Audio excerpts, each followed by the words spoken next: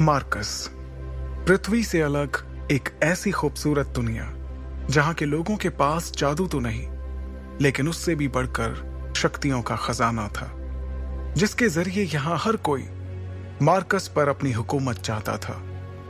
यहां जो सबसे शक्तिशाली होता था वो कानून बनाता था और कमजोरों को उस कानून को मानना पड़ता था।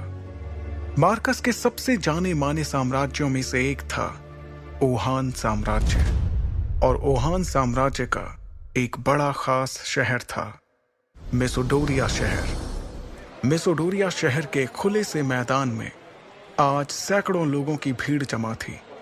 ये सभी शक्ति स्तंभ के जरिए अपनी अपनी शक्तियों के सितारों को परखना चाहते थे। इस स्तंभ पर 9 सितारे थे, जिन्हें पाकर ही आप शक्तियों के अगले रैंक पर जा सकते थे।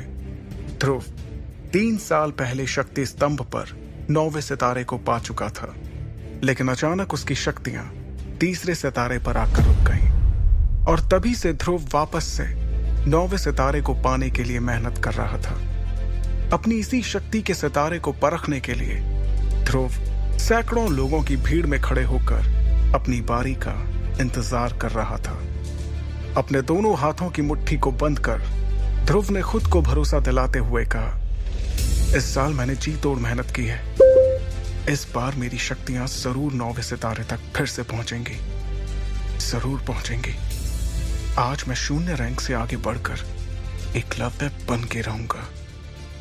तभी एक घोषणा सभी के कानों में गूंजी, और अब अपनी शक्तियों को परखने वाले अगले शख्स का नाम है ध्रुव।